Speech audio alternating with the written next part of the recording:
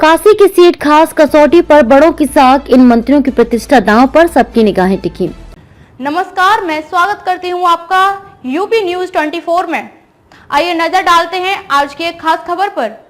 नगर निकाय चुनाव में काशी यानी बनारस का चुनाव अन्य नगर निकायों से खास होगा। इसका कारण सिर्फ प्रधानमंत्री नरेंद्र मोदी का संसदीय क्षेत्र होना ही नहीं है, बल्कि इस चुनाव में भाजपा के 3 मंत्री अनिल राजभर, रविंद्र जायसवाल और दयाशंकर मिश्रा उर्फ दयालु गुरु की साख भी दांव पर है।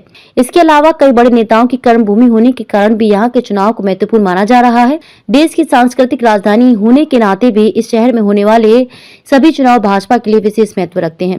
काशी में निकायों के चुनाव परिणाम देखें तो वर्ष 1989 में कांग्रेस के मोहम्मद स्वालेह अंसारी महापौर चुने गए थे। इसके बाद हुए सभी चुनाव में भाजपा का ही नगर निगम पर कब्जा रहा है। अंसारी के बाद कल्याण सिंह सरकार में नंबर 2 पर मंत्री रहे। ओम प्रकाश सिंह की पत्नी सरोज सिंह, पूर्व मंत्री अमरनाथ यादव, कौशलेन सिंह, रामगोपाल मोहले और पूर्व सांसद शंकर प्रसाद जायसवाल की बहू निवर्तमान महापौर मृदुला जायसवाल भाजपा उम्मीदवार के तौर पर चुनाव जीतती रही हैं।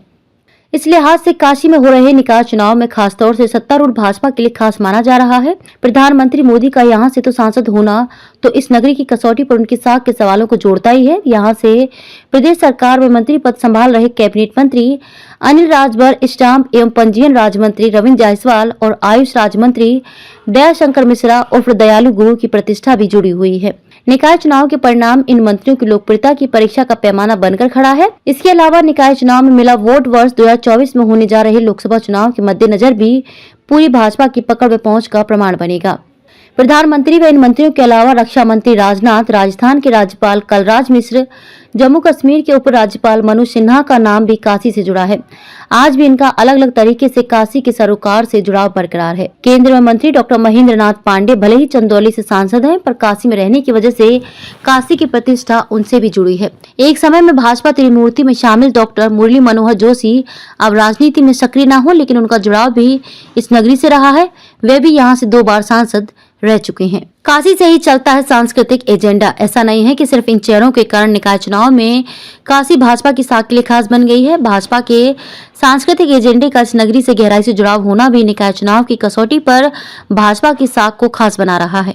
प्रधानमंत्री के अलावा मुख्यमंत्री योगी आदित्यनाथ सरकार को भी कई योजनाओं पर इस नगरी में कराए गए कामों के जरिए भाजपा ने इस नगरी को एक तरह से विकास का मॉडल बनाकर हिंदुत्व ही विकास है कि अपने दावे को सच साबित करने का प्रयास किया है। भाजपा ने विश्वनाथ कॉरिडोर के निर्माण और मंदिर परिसर के विस्तार पर काम कराकर उसने सनातन संस्कृति के पुनरुत्थान के एजेंडे पर काम का संदेश दिया है। एक तरह काशी मोदी के नेतृत्व वाली भाजपा की धर्म, अध्यात्म, संस्कृति, कला सहित सनातन संस्कृति के अन्य सरोकारों का प्रतीक बनकर उनके पूरे एजेंडे की कसौटी भी बन चुकी है। जाहिर है कि काशी के नतीजे भाजपा के लिए काफी खास हो गए हैं, जिसका संदेश वर्ष 2024 के सरोकारों को भी विस्तार देगा।